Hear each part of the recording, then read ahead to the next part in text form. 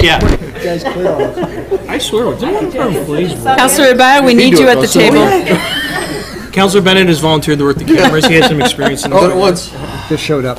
This one's focused on Manel, so we're good to go. Congratulations, you're the star of the show. Thank you, Ms. Gilmore. All right. Let's all rise for a moment of personal reflection.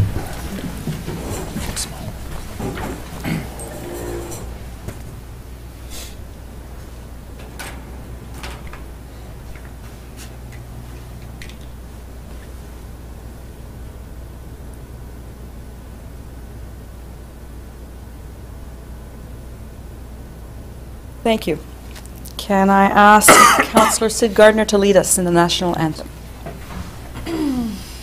O Canada, our home and native land, true patriot love, in all thy sons command, car ton bras sait porter l'épée, il sait porter la croix.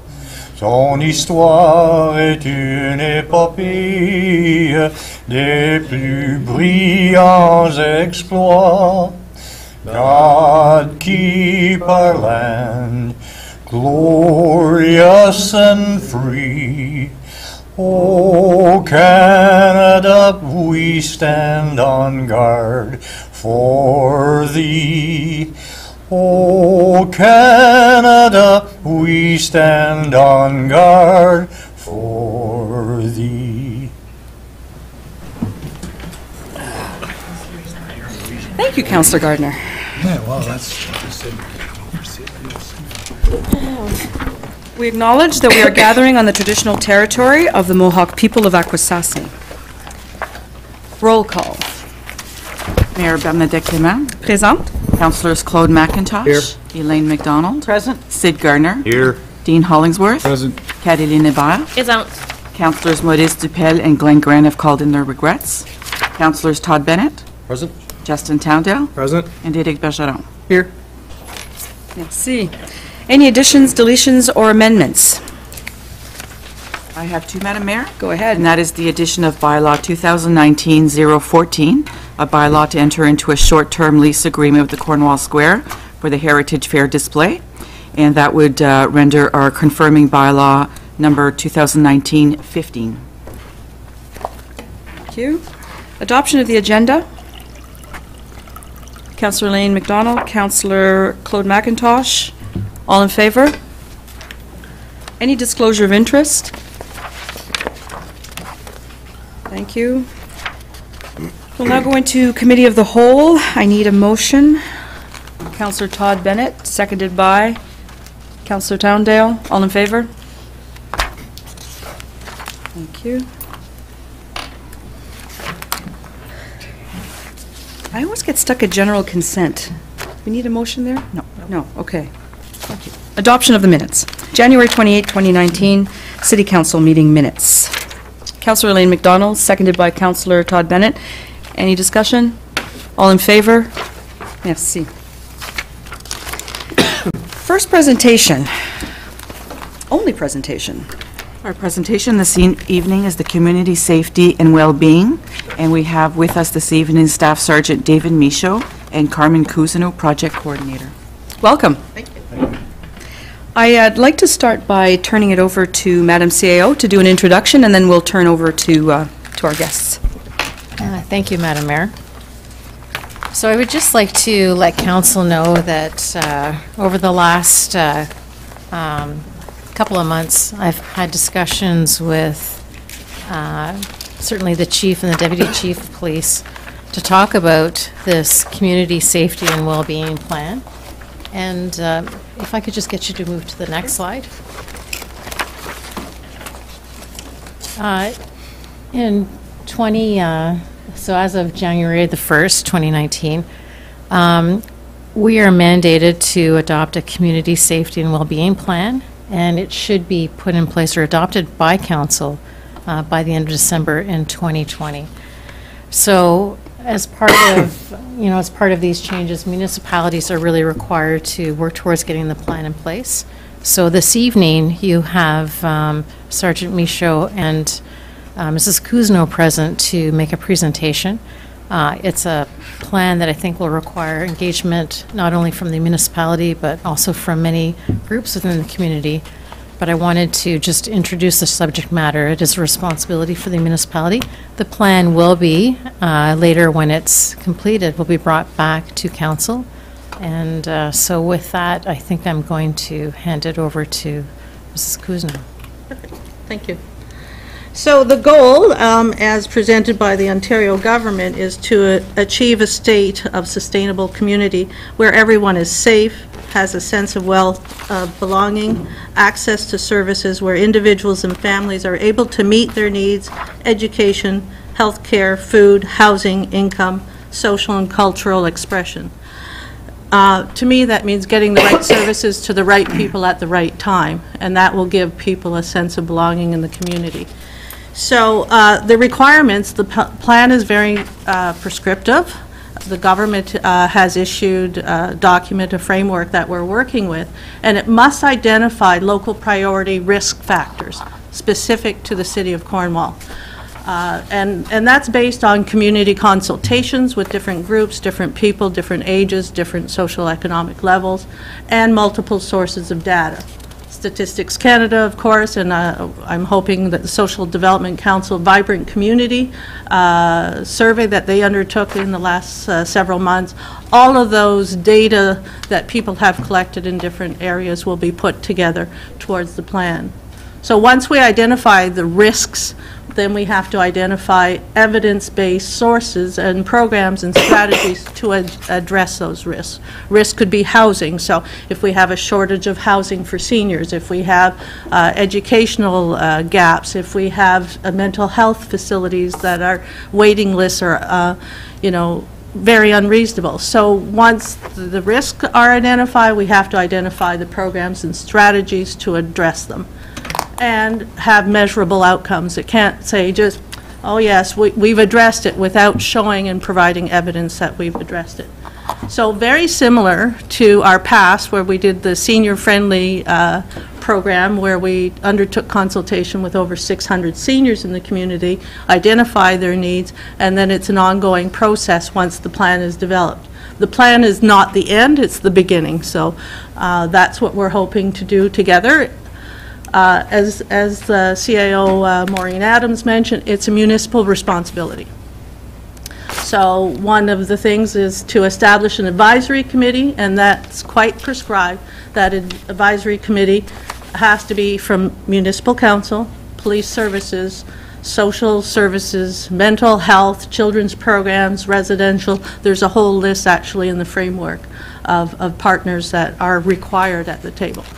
We could even enhance that, but that's the minimum requirement. So where we're at now is that the police had an opportunity a couple of years in 2017 towards the end to apply for funding for different projects. Knowing that this was coming and knowing that we would be, the Cornwall Police would be a partner, they were able to apply successfully for a grant that allowed that they hire a part-time project coordinator.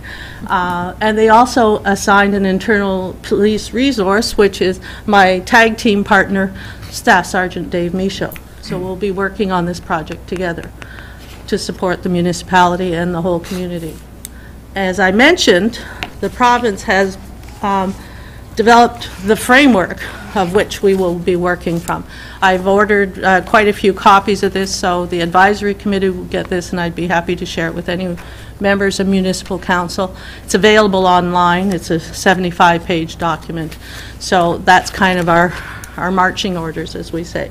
I did put the link in the presentation, so if anyone wants to access it, it's available there. Our next step, first one is of course to meet with you as council and make sure we're ready to move ahead, and then it's to establish that multi-sectoral advisory committee. We have to develop a targeted communication plan, collect the statistical data that I talked about earlier, engage the community in meetings and in interviews, group sector consultation, and then, of course, work to produce the plan. So that's where we're at now. So I'm happy to answer a question after being in this position for 2 weeks, okay? Just so you know, so I'm not the subject matter expert yet. Thank you. Councillor Elaine McDonald? To you, Madam Mayor, and hi, Carmen, and welcome. Thank you. You have initiated so many projects throughout the community. I think that the provincial government and the Cornwall Police were really lucky to have you to partner with them and lead this project. And I'm wondering, in the context of the committees that we do have already, committees of council, do you envision this as eventually becoming a committee of council, or will it always remain a committee of, represented by various agencies in the community, rather than simple, ordinary citizens volunteering? I think the intent is that it become a committee of council. It's a municipally driven initiative. It's mandated by the province, and they'd like to see that councils are the ones to see this in the long term, very similar, again, to the senior friendly. Well, yes, and you certainly started the senior friendly committee very well, and I have to tell you, it's alive and well and thriving and working hard. Thank you. Councillor Sid Gardner? Through you, Madam Mayor. I sit on the Eastern Ontario Health Unit Board, and we hear about a lot of the risks that deal with health boards. So I didn't see in your presentation that you were going to have someone from the health board sitting on your committee. There is a health representative. They have talked about the LIN, the Local Health Integration Network, as having a seat at the table. It's quite prescribed in the framework, but if you're not able to get someone at the LIN level, then you would look at perhaps the health unit, different health. And people at the health unit wear different hats in different sectors, not just health, but we need someone from mental health. We need something, that children's programs. So again, we will be putting forth recommendations on how we could get the committee together and who could represent and wear more than one hat. And one of the issues that I had with what you just said is that the LIN, at some point in time, if our Premier Ford goes through with what he wants, may not exist in another 6 months to a year. So that's why I'm really interested in having someone from the health unit, if Dr. Paul would be the one that I'd be sitting on. Thank you. Thanks for your presentation. Councillor Caroline Hébert? Thank you, Madam Mayor. I won't say much out of fear of possibly creating conflict of interest for myself, but my other hat that I wear would be very happy to help in any way possible. This is a really interesting project. I think knowing that the Government of Ontario has mandated municipalities to do this is a really big deal. And so glad that they have a great person at the head to produce a fantastic report like you have in the past, which has been mentioned before. So, But no pressure, right? no pressure. We expect same excellent quality as before, and I'm certain that the both of you as a great team will produce something really fantastic that will benefit our community. Thank you. Any other questions? I'd like to ask, from a policing perspective, what is new here? I mean, we've always had in our city the concept of community policing. It's embedded in the way that Cornwall Community Police has operated. So how does this change things, or what's different? And I can ask Ms. Cousineau or Staff Sergeant Michaud. I think, Madam Mayor, what you're looking at this time is we're looking at root cause throughout the whole community. This grant is in conjunction with our situation table grant. So the situation table, as you know, addresses acute elevated risk. What we're looking at here is to get all of the community partners together, as many as we can, and adjust the root cause so that we can minimize the amount of people that find themselves at acute elevated risk years down the road. So I guess the new part is starting off right at the beginning. Okay. So formalizing, because you, at the situation table, you already have those kinds of partnerships, right? So this is formalizing and broadening it out to specific sectors. It's Is more of that- a proactive instead of a reactive approach to it. The Okay. situation table is a reactive situation to somebody who's Right. in an acute elevated risk, where this is more of a proactive approach to hopefully help them so that they don't find themselves in an acute elevated risk. Okay.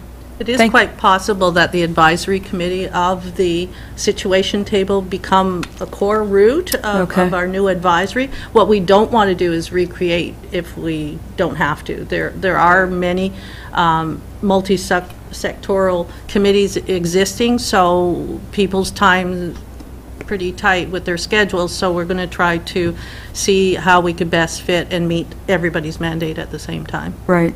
And I think that the difference, too, is that it's very clear, it's police and municipalities. Municipalities are the lead, but the police are there to support. There was no funding envelopes available to a municipality to do this. So they were very proactive at the Cornwall Community Police to actually submit and work together hand in hand to be successful in this project. Okay, and what is the funding then related to this? Well, it's called the Proceeds of Crime Okay. grant, so it's available usually every year, but in 2017, it was a 2-year grant, anticipating that the election may affect the grant. So it was applied for back in December 2017. Okay, all right. Thank you. So I think we can, there's different options. We can absolutely accept to receive the report and then maybe ask for a report back in terms of what specifically the next step should be in terms of appointing somebody. So I don't know if that works for council. Is there a motion to, Councillor Elaine McDonald? Motion to receive? Motion to receive, and then Ask for a direct report? to administration for a report. seconded by Councillor Caroline Hébert. Any further debate? All in favor? Thank you. Before we leave, Yes, Ms. Cousineau. in order to get this party started, I really would like your input. We launched a logo contest for this project, and we received 169 different logos. It's an online forum. And so I brought my top 12 here tonight, and all I'd like you to do is quickly look at them, not study what does this mean, but quickly look at your top 3. Just write number 1, number 2, number 3, and we'd be happy to pick them up. Only take 1 or 2 minutes out of your schedule, if that's okay, Madam. Sure. Do you have, you don't have a screen for those? can't? No, I didn't get them at the last minute, but Okay. our logo contest will go online tomorrow, hopefully, on our website, the city and police website. We'll have it, and it'll be open for public to be able to rate. It goes on a star system, 1 to 5, but all I need today is maybe your top 3, if you'd help me hand out our logos. I did submit the city logo, so I asked them to complement the city logo and the city colors, so that's why you'll see that most of them are green and blue. Okay. Thank you.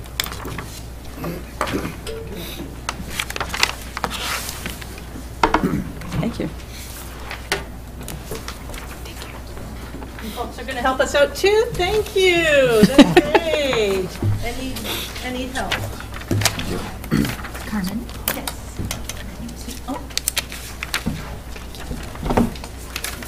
So thank you, Staff Sergeant Michaud and Ms. Cousineau. I'm sure that we're going to get some good value from the work that you're going to do together and that we're all going to do together. Pressure's on, everybody has to vote. Just top 1, 2, or 3. Mine right there, Carmen. I'll collect for the So I left class. mine on your desk right there. Oh, you're back already? Okay, perfect. For the class. So Thank you. Thank you so much for giving us the time to do this and getting Slow thinker here. our input in. Thank you. I'm like Mac, I'm a slow thinker. Some of these are one-legged. And Ms. Cousineau, your reputation does precede you. The pressure is on. You are a stellar part-time project coordinator, and we're happy that you're on this. Thank you. All right, delegations. Next on our agenda is the Streetscape Water Street Gateway And here this evening is Todd Lahu from Centertown Coordinator, Heart of the City. Welcome, Mr. Lyhu. So much, Your Worship. Before I get started, I just really like to thank the city for allowing us to speak tonight. I know agendas are tight and schedules are tough, so I do appreciate the hard work that was done to accommodate us this evening. So with your permission, Your Worship, we can get right to it. Thank you. Through you, Your Worship, Heart of the City is here tonight to talk about a streetscape Water Street Gateway concept.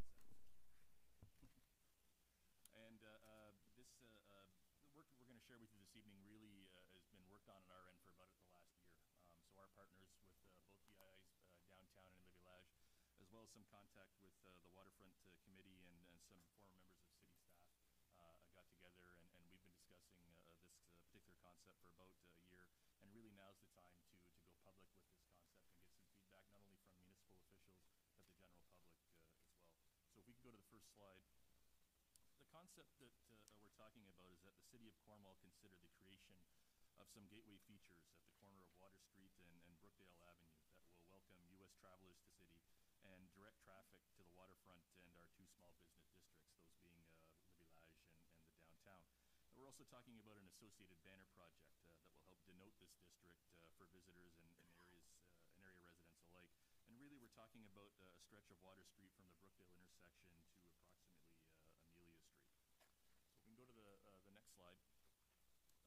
We're talking, as I said, about the creation of a pair of gateway features at the corner of Water Street and Brookdale Avenue that will welcome those travelers coming to our city and direct traffic to the waterfront and those small business districts. The wayfinding signage we're talking about could be affixed to the front of the pump house that's along Water Street.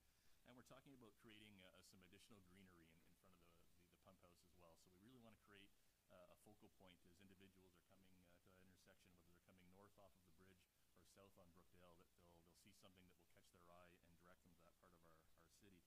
If we can move to the next slide, we're also talking about creating a feature at the northeast corner as well. We've spoken with some local contractors and manufacturers, and we feel that these features can be sourced locally and can be created with concrete and brick that will stand the test of time. And we're also suggesting that because it is an international crossing, that we include a Canadian flag in that area as well. And we think with the addition of some greenery, it will really help augment the beautification along this busy municipal corridor. As I said, we're talking about a banner component to this concept as well. So these are actually triangular banners. Because it's a white background, we just included that silver gray portion at the bottom, but in fact these are triangular banners. And these new banners can be added to existing and new light standards along the median on Water Street that will denote this district. These banner concepts have been approved by both the BIAs and can be created with material that will mitigate damage. So we've spoken with some manufacturers, and there's been a concern in the past about introducing rectangular banners along Water Street because the wind blows so much along that area. There's been a concern about damage. So we thought that potentially going with a triangular banner would work, and in fact you can purchase banners now that are perforated. So when you stand back you don't realize it, but when you get up on top of them, there are actually tens of thousands of little holes on there. So when the wind blows, it actually blows through the banner instead of grabbing a hold of it. So some of those concerns about damage can be mitigated. As I said, this has been done in collaboration with both the BIAs in Cornwall. The BIAs are considering banners that will follow the same triangular theme, and they'll denote these two business districts. So we're really trying to brand certain areas, certain districts of our community, those being the waterfront, downtown, and Le Village. And if we can go to the next slide, what we'd really like to get some feedback on initially is our thoughts with respect to bilingualism. So at this point, we're advocating that the signs be completely bilingual with a minor exception. We're talking about keeping downtown known as downtown and Le Village known as Le Village. Certainly at this point, we're open to some feedback and some recommendations. The reason why we did that is because by and large, when you talk to people about Cornwall, when you talk about downtown, you call it just that, downtown. The same thing is Le Village. I haven't heard too many people, if any, call it the village. That being said, though, at this point, we're very much in a position where we'd like to get that feedback from the community, not only members of council and administration, but general members of the public as well, to determine what they feel is the best option to move forward. But you can tell from the examples that I have here, aside from the designations being downtown and Le Village and Bordelot, the rest of the verbiage on these banners is bilingual. So these banners can be affixed to existing and new light standards to denote the district for motorists and pedestrians. In this particular case, we're suggesting that a pole be added close to that intersection. You're going to notice in some of the depictions that we've got, the banners are actually a little bit bigger than they would be in real life, and we just did that for ease of viewing so that you can see what they would potentially look like. We're not suggesting that a banner this big be introduced at that particular intersection, because all it would take is one tractor trailer to go by and it would take that right out. So, but as I said, we just kind of blew them up so that you can get an idea of what they would look like. The banners can be affixed to existing, as I said, and new light standards to denote the district. And we're suggesting the banners be staggered, perhaps at regular intervals on every other light standard to avoid saturation. And so we're talking about a stretch of Water Street from Brookdale Avenue to approximately Amelia Street. And next comes my favorite slide. So the execution of this project could be considered for this year during the municipal budget discussions, and potentially phased in over a period of a couple of years if that's more fiscally palatable to the city. The city, as you know, has already undertaken road resurfacing work on Water Street and created crosswalks that include interlocking brickwork. This is in place of work that was budgeted but ultimately abandoned to add interlocking brick to the entire intersection at Brookdale Avenue and Water Street. So if we go through this list, based on the preliminary estimates that we've put together, 2 gateway features would cost approximately $35,000 each for a $70,000 total. The banners along Water Street are approximately $250 each. That would come to $8,000. The installation of those banners could potentially cost as much as $10,000. The landscaping at the pump house and at the gateways would ring in at another $7,500. And the wayfinding signage at the pump house we're looking at about approximately $4,500 to complete that work. So all told, we're in a situation of about $100,000 to complete this work. And as I said, this is a concept that Heart of the City and our Centertown people have been studying for the last year. And while I guess more specific numbers could be found if we decide to go get quotes and tenders and all that fun stuff, we are fairly confident that we're in about that neighborhood to complete this work. Really, that's it in a nutshell, Your Worship. We're fairly proud of the work we've put together by way of this concept and this proposal. This, by the way, dovetails nicely with the EDA report. So you recall that is something that City Council agreed to, I think it was 6 or 7 years ago now. And we followed that report religiously when we were putting this work together. And we feel this is a nice way to augment that part of our city and certainly talk about the great things we have in Cornwall, including the waterfront, which is arguably our greatest asset. So I leave that to you, Your Worship. Thank you so much for the time, and I would certainly be happy to answer any questions that Council might have. Thank you. Who do you have with you today, though? I have the illustrious Dennis Carr. I think you might know Mr. Carr. He is joining me this evening. Also members of our committee include Michelle Dubuc, who's the chair of Le Village, Brenda Campbell, who is the chair of the Downtown BIA, and we have Stephen Wintle as part of our committee as well. So Stephen has been an invaluable asset in terms of navigating municipal. I'm sure. He's just been a great addition. So thank you for that information. No problem. Thank you for being here, Councillor Carr. I was going to call him Mr. Carr. Thank you for being here. Councillor Elaine McDonald had her hand up. Yes. Thank you, Madam Mayor. And you started your presentation by thanking us for hearing you. All I have to say, right back at you, thank you so much to Heart of the City and Centertown and all the organizations that you're representing here tonight for all you do for the city. You've done some pretty fabulous things. Thank you. And I'm just wondering if your plans extend as far as the clock tower, for example. Do you have anything in mind for that far east, or you're basically talking right now about the Brookdale Water Street intersection? That's right. We're talking about Water Street from the Brookdale intersection to Amelia Street. So insofar as this particular plan is concerned, no, we haven't given any thought to the clock tower specifically. That being said, I'd be more than happy if that conversation could take place to have that conversation. Okay. Well, I also want to thank you for some of the furniture downtown. Like, I've noticed more benches on the streets. Fit a second, and keep it up. Great work. Thank you. Councillor Sid Gardner. Thank you, Todd. I appreciate the time you spent with me in your office. I only have one little issue. As much as I love this, what you're doing, you're basically directing people off the bridge. You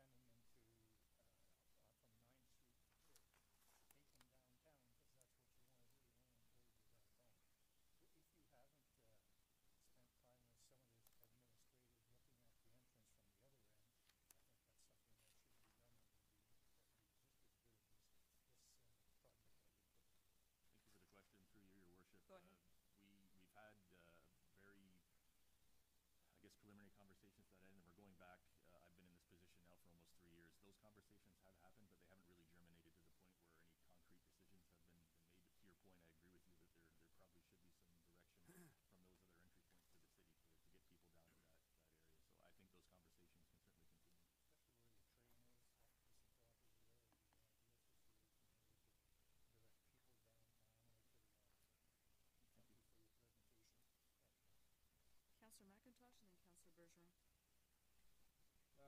Great, I really like the idea. The gateway feature really jumped off the page at me because you come across the bridge and you really don't know where to go if you want to find the downtown area, and that really stands out nicely. The branding, good idea, you know, the waterfront district, the barrage, and the downtown area. I think it's a great idea. Banners are good too, but really I like the gateway feature. People come off the bridge, bingo, waterfront district. Now they know where the waterfront is, rather than searching around for it. I also share Councillor Gardner's view on coming off the 401 or 138 and sort of wander down Brookdale Avenue and wonder where everything is. And, would this include the tourist information? We have a bureau down there. I don't see why it could include that. Really, what we're pitching is a concept at this point. I think everything is available to be discussed. And before I go too much further, I do have to give kudos to Denny Lalone, who's been a valuable resource. If you want to thank anyone for that gateway feature, it's Denny. He came up with that type of a concept, and he shared the artwork with us, and it's been awesome. Yeah, long overdue. I know it's been discussed for years about coming down to that section of the city and wondering where to go and keep coming off the bridge from the USA. It's a great idea. Councillor Bergeron and then Councillor Hébert. Thank you, Madam Mayor. I'm a little familiar with this project, having worked on the logos with you. I have a few questions for you. First, the section of street that we're talking about, Brookdale to Amelia, the downtown is technically north of there. Where would those banners be? Ends with 11. Good question. So at this point, we were both BIAs were kind of waiting to determine the reaction it would get from the city with regards to this concept. It's a long way of telling you that they haven't decided yet where they would like to put them. So we're in a position right now where we're gathering feedback to that end as well. Okay. Are we also being asked to approve the bilingualism tonight, or are we receiving a report that administration will come back to us with? Right. Correct. Third question, and I don't buy it here, but has the design or the cost of the design have been included in these banners? I'm assuming these are not your final, just to show us ideas. Well, no, respectfully, through your worship, if council were to give us the green light, this would in fact be this is what we're proposing, that these banners look like and what they include. But if there is an appetite to make some changes, certainly we'd be open to have that kind of a discussion. That's not a council conversation, that would be at the BDA. Or I'm sorry, are you talking about the waterfront in particular, or the? No, just these in general. Right. Finalized by they have been finalized by the BIAs. They have. I have a question about the what are they called? The Welcome to Cornwall. Gateway features. Could they in fact be trilingual? They could. Say welcome, bonjour, and Mohawk? Mohawk, yeah. Is that something to consider, considering the placement of where that is? Has that been considered? I think we'd be open to that conversation. It has not been considered at this point. Thank you. Thank you. Councillor Hébert? Thank you, Madam Mayor. Thank you for your presentation. This is all very lovely, and I think the banners are fine, they're lovely, but to second Councillor McIntosh's comments, his gateway entry to the cities is certainly lacking right now, because you drive over the border and then you're nowhere. So those are really beautiful and certainly lacking. So certainly we'll support that. So on that note, I'm wondering, I know we're referring this to administration, will it just come back at budget? I assume this isn't going to come up at a council meeting. Madam CEO? Through you, Madam Mayor, it will certainly come up during budget. So budget meetings are scheduled within a couple of weeks, so this would be one item that would be tabled during that. And then depending on what decisions are made there, then a report may or may not need to come back to council. Okay. So it won't be in the budget. We'll have to discuss it at that time. The budget's done, right? So there is, through you, Madam Mayor, there is some funds set aside for some of the streetscape type of work that we've done in the budget,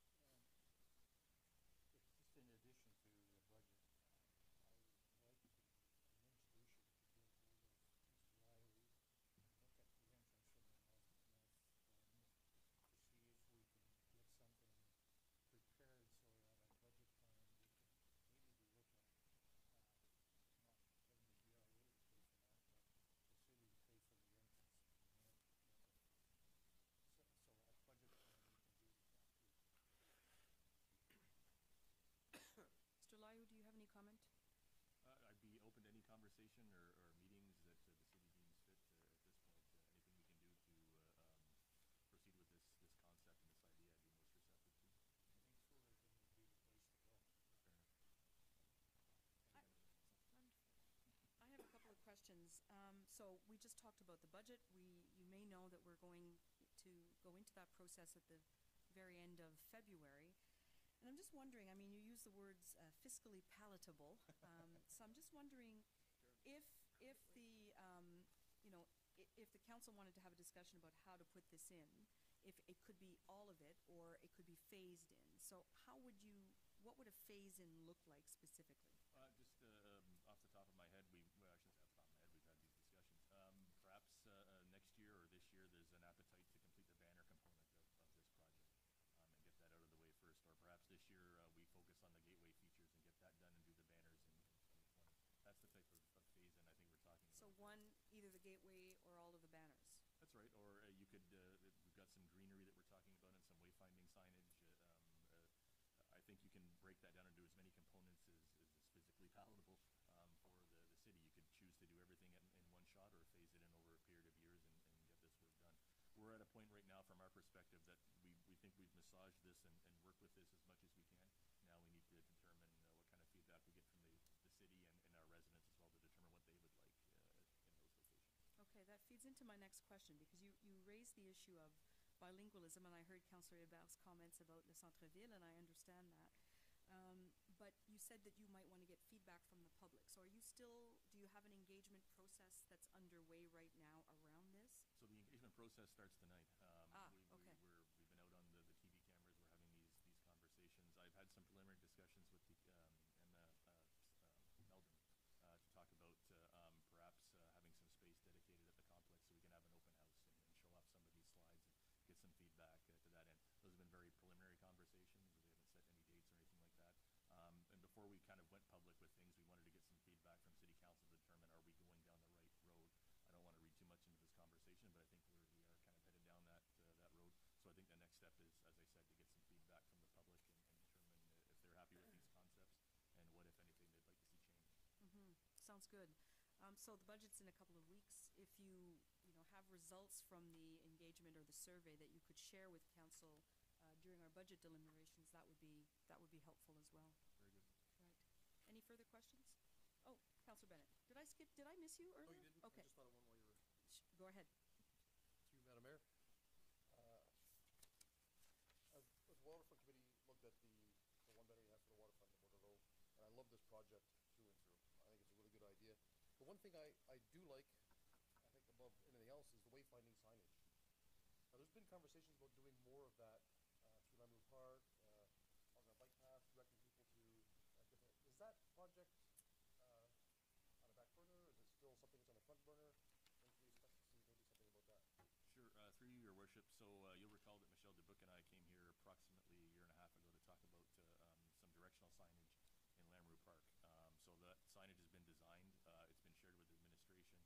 And really right now, I think we're in a process of dotting the I's and crossing the T's before that becomes public. So we tapped a design firm in Kingston to complete that work for the park specifically. And for all intents and purposes, I think it's pretty well done. We're just waiting, as I said, for the final components to be, I guess, approved, if you will, by way of administration, and then that material will be made public subsequent to that. That's good news. Funding. Is it paid for? The BIA is looking after? Are you looking for funding from the city for the wayfinding? For the signs in the Lamoureux Park? For the, yeah, for some That's wayfinding strictly signs. a City of Cornwall area, so the city's taking care of that. Okay. So all in favor of, or have we made a motion? Sorry. Can someone make a motion to receive the report?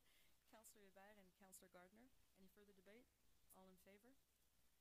Thank you, Mr. Layou, for your Thank you once presentation. again, Your Worship, for the time this evening. I appreciate it. No, it's good.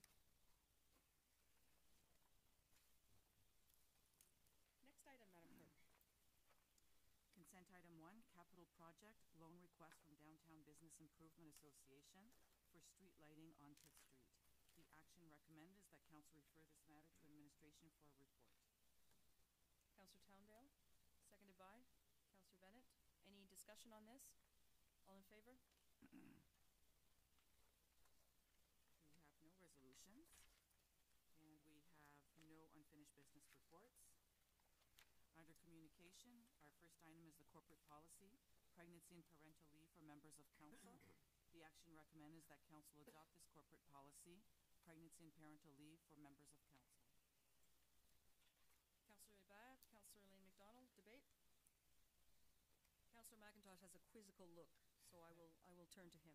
Has this ever happened? In a member of council? Just give us a- Madam Clerk or Madam CAO, do we know if we've ever used such a policy? Through you, Madam Mayor, I'm not aware. It is a requirement based on changes coming through the municipal act, so we do have to have this put in place should be in place for the 1st of March.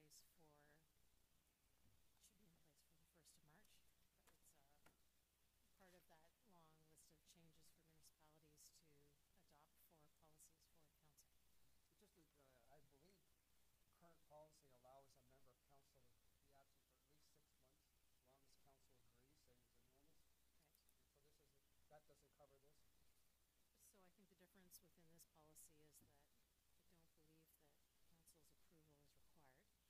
And also the council member will receive compensation. So it's not a leave. Well, it is a leave, but it's a paid leave. Okay. Interesting. Councillor Elaine McDonald? The way I read it, I think it's not just a pregnancy leave, it's parental leave. Right. So Correct. a male member of council who. Correct.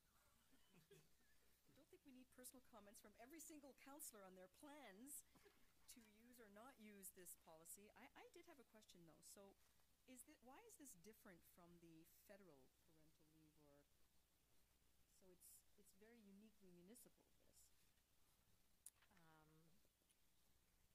Through you, Madam Mayor, I'm not familiar with the federal leave. Okay. So I could look into that and compare it.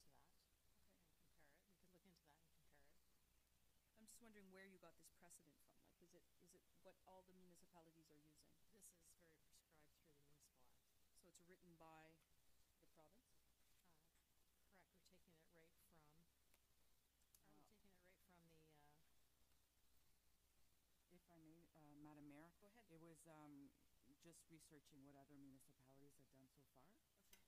Okay. And it's just so that if the procedural bylaw right now calls that if a councillor misses 3 months in a row, they can actually be taken off the council. So this is so that wouldn't happen. It's to make sure that the council member keeps their seat throughout the entire period. And so this is what other municipalities are using as a standard policy? Okay. Any further debate? All in favor? Carried. Thank you. Our second item is corporate policy, remembering the contributions of individuals that have passed away. The action recommended, A, that council approve the addition of an annual presentation at a council meeting to remember the contributions of all current or former mayors, councillors, or employees that have passed away. B, that council direct administration to amend the corporate policy on flag half-staff and return at a subsequent council meeting for adoption. And C, that council repeal corporate policy dealing of death of employees. Councillor Towndale, do you want to make that motion? Seconded by Councillor Bennett. Any discussion, questions? Councillor McIntosh? If I'm understanding this right, the idea to pick one day a year, are we trying to get away from the flags being half-mast every time you find out 2 months later somebody, a councillor 50 years ago died? Madam CAO? So through you, Madam Mayor, that's it, except we thought maybe for a period of 1 week, we'd have the flag flown half-mast. We also thought that we would pick a week that occurred with a council meeting, so there could be recognition of that on the Monday evening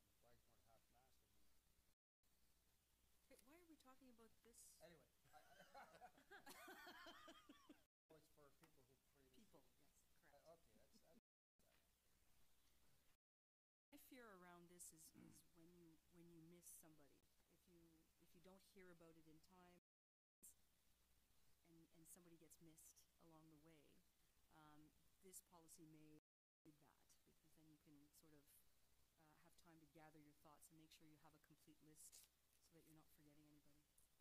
Real quick. Any further comments? All in favor? Thank you.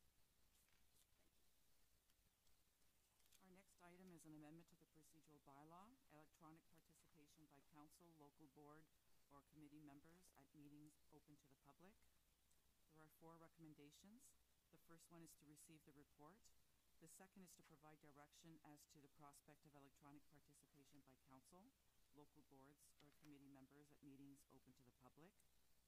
And if B is in the affirmative, then direct administration to prepare a report that will detail the logistics of doing so. And finally, after that decision is made, we are asking that administration be directed to amend the procedural bylaw to incorporate the new electronic participation provision at a subsequent regular council meeting. Council? So, Madam Mayor, if we could take each one individually so that we know where we're going. Okay. So the first one would be to receive the report. Councillor Hollingsworth and Councillor O'Donnell, all in favor? B, provide direction as to the prospect of electronic participation by council. So how would you want to proceed there, Madam Clerk? Perhaps you would like to survey council to see if they're interested, if there's an appetite for electronic participation. Council?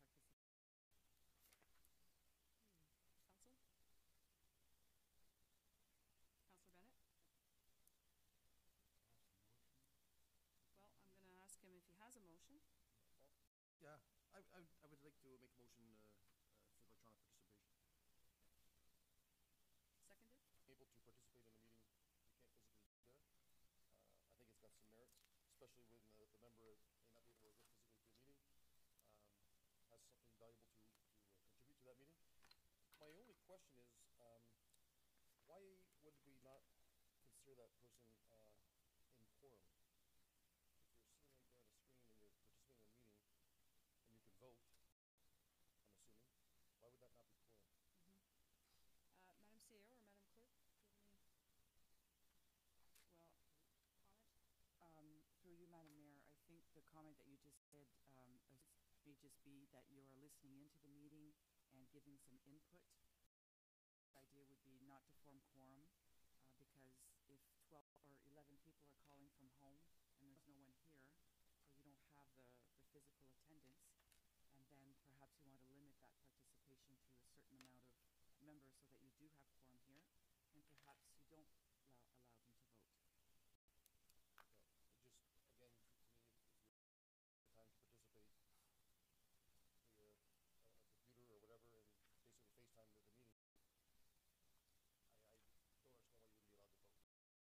But I get your point too, that a lot of them decide to stay home. That's probably a problem. And if I may, Madam Mayor, Go the ahead. portion on the quorum is prescribed by the Act, Oh. but they are not. It's not an option. They are not they're not counting in as quorum. Question answered. Thank you. This is Councillor Towndale and then Councillor Hollingsworth. Thank you, Madam Mayor. Councillor Bennett touched on the issue I wanted to raise, and that was in the past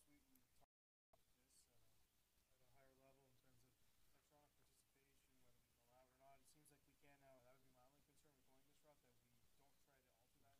It seems like we can now. That would be my only concern with going this route, that we don't try to alter that in any way. Look at higher levels of government, be in one of the lobbies off the chamber, watching the debate. You have to be in that chamber to vote, and that's part of it. Really work-related, which has happened to me. Not that I'd have to go in, but at the same time. But I think this is something we should look at. Councillor Hollingsworth? Exactly what are we talking about? Like, am I Skyping, texting in, saying, yeah, I would support that?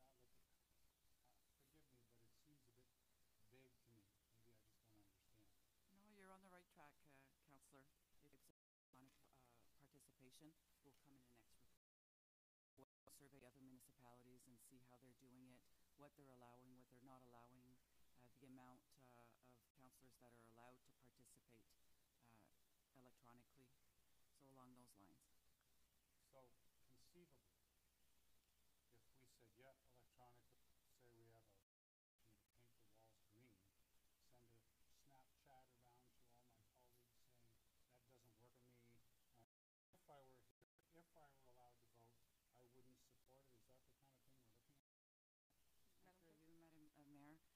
think I would suggest a little bit tighter rules. I think if you're going to participate electronically in I'm a champion of the English language. It's kind of my thing. I think most people, pundits of communication, would argue that body language represents probably far greater impact in terms of communication than just what we say. Certainly, sarcasm, for example, certainly doesn't translate through electronically. The other thing is that I think if you're not physically here to actually raise your hand or oppose, I'm not sure if I am prepared to, I don't know if the word is accept your opinion or a bit of a dinosaur perhaps, but and even if you said, well, watch on TV and send in group text to everybody how I want to couch it, but I think if you want to participate in the meeting, you should kind of take some responsibility for voting at the meeting as well. That notion of held accountable for what you say and what you do as a counselor. So I think maybe if it were banged down a little bit clearer for me, perhaps I could support it. But as it sort of stands right now, I don't really think I want to go down that road. I think, as Councillor Towndale suggested, at federal and provincial levels, you physically have to be there to vote. There's nothing stopping to watch a meeting on Cable 11 and then tomorrow say, gee, I know it's being reviewed by admin, but this is what I think.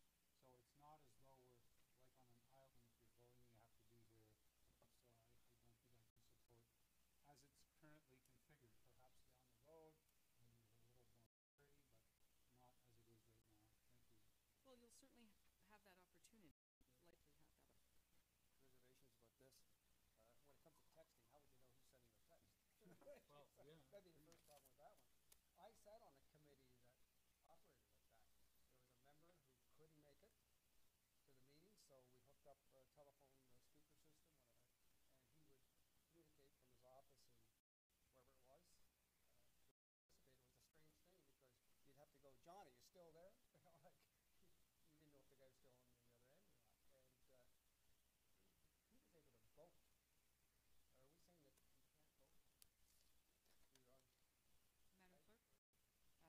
Through you, Madam Mayor, we're not saying that. Okay. That is part of the report. If council has the appetite to go during that route, then we'll find out everything that deals with participation electronically and outline it for you to choose from. I just, and this will not apply to both. No, it wouldn't. Through you, Madam Mayor.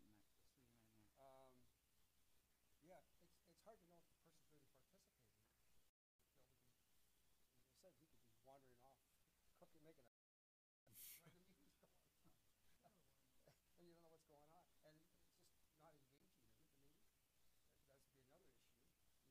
And it's just not engaging in the meeting. That would be another issue, because I could sit at home for the next 4 years and just participate by electronically. And we tried that once before. The council was turned down one time on participating in a budget meeting electronically. And he said no. I think that's the rule. But anyway, I have real concerns about this. Thank you. Councillor Bai. Thank you, Madam Mayor. I'm interested to see what other councils are doing. I'm pretty certain no one's be doing electronic meetings at the city council level. It'll be a conference call or a video conferencing system, which will cost us, a pretty penny to have installed here, where we can either see each other or at least hear. When social media or Twitter or anything like that is going to get involved, it would be far more official than a few words in a BRB making a ham sandwich.